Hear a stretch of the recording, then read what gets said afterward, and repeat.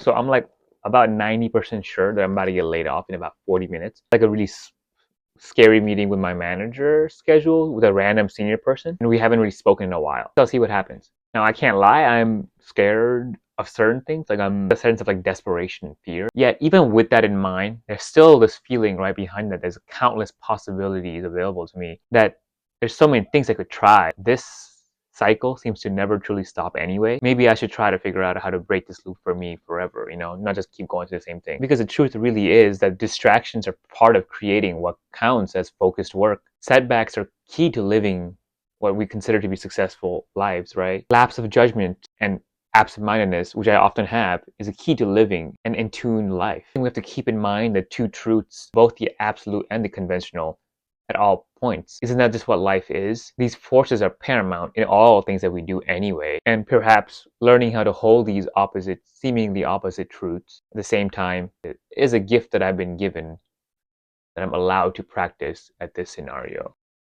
It turns out the fear was correct. I filmed this video quite a while after I got laid off, actually, even though I wrote this almost immediately. So the writing is still fresh. I've been laid off almost twice within the same year, pretty much now, and I'm already starting to get reels about the job market and get like unsolicited advice from random people that I'm sure mean well, but come across as being kind of annoying.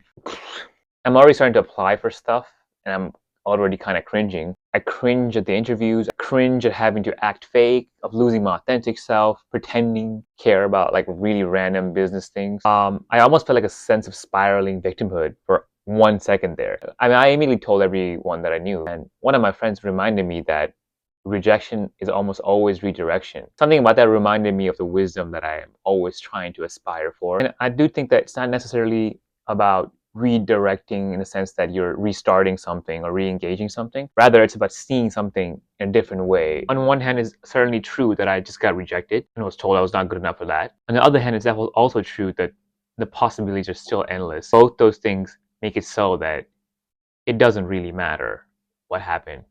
Only really matters what I do now. So I wanted to talk about the principle of constraints. I've read David Epstein's book, Range, before, and I've read some parts of Constraint, his newest book. And in his newest videos, he often talks about how constraints drive innovation, not restrict it. He gives countless examples of how successful people throughout history have used whatever bottleneck that they're facing as a way of leveraging solutions for their problems. And great creativity comes from this. Some of the best minds didn't have access to the best technology.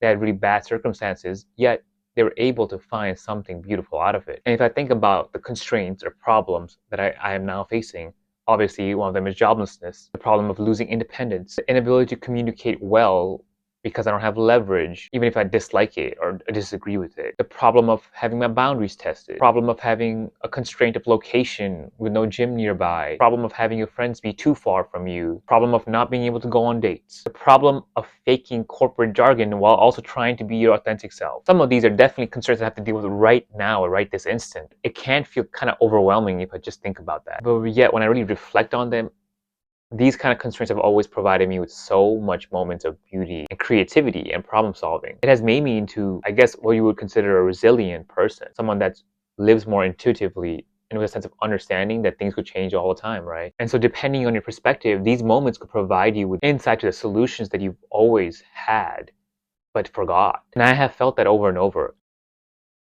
In the past, in these type of scenarios, I often went with the mindset of vengeance or even arrogance about myself, show them who the real boss is. And I still get those feelings.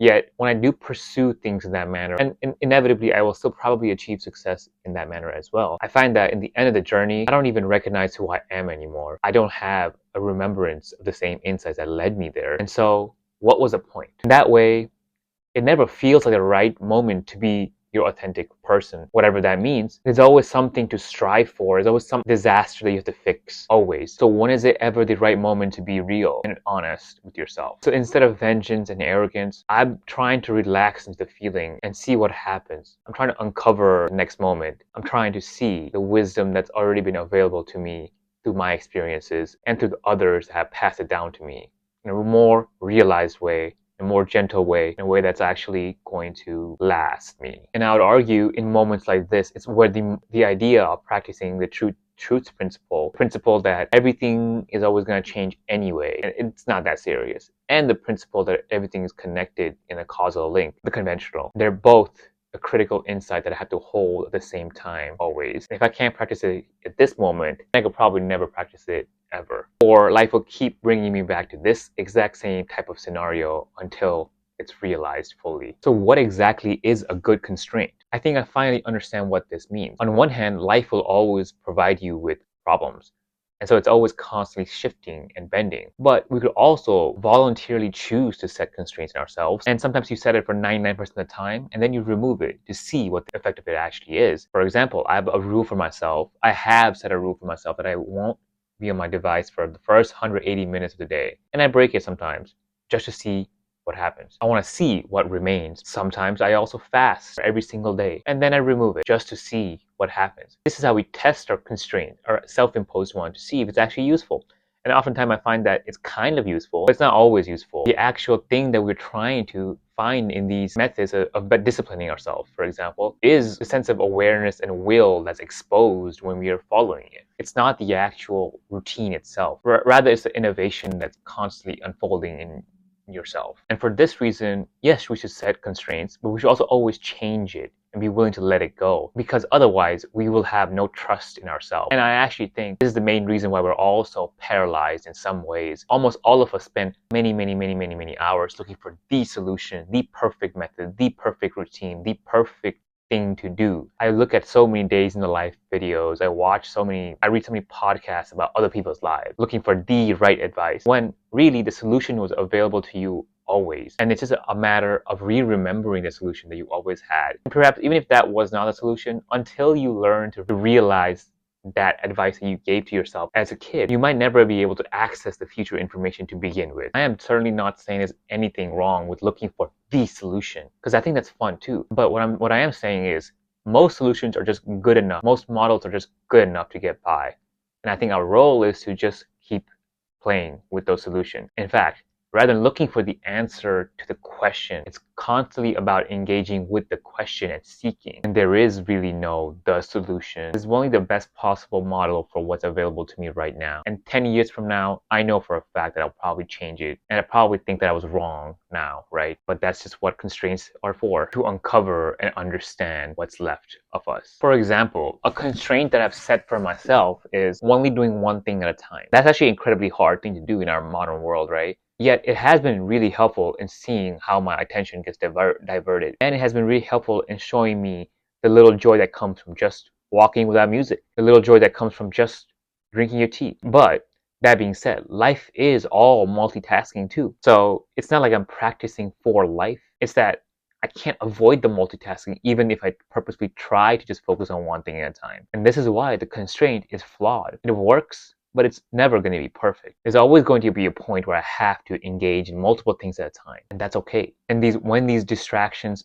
arise, whether it's voluntarily or involuntarily, I just let it occur and follow it. And then I reflect. Is it useful for what I want to do? Is it useless? And oftentimes it is useless. And if I get lost in that thought again, that's fine too. It just happens. Because the sacrifice is that I'd rather have a mind that's free and flowing rather than being a stoic, numb, disciplinary person that forgets the insight that he was chasing for to begin with. And that's happened to me multiple times. I know I could numb myself into discipline, but it's not the same thing as having intuitive and an insight-filled life. Every moment is an opportunity to practice that intuitive way of living. It doesn't matter if you scroll 3 hours in the morning and you forgot, practice your discipline. It doesn't matter if you actually ate like 30 servings of chocolate in the morning, or if you do something really stupid and dishonest 5 seconds ago, or if you failed 5 years ago, or if you think you're gonna win tomorrow. None of that actually matters. This moment right here is the moment for redemption, and that's all that really is. Nothing more and nothing less.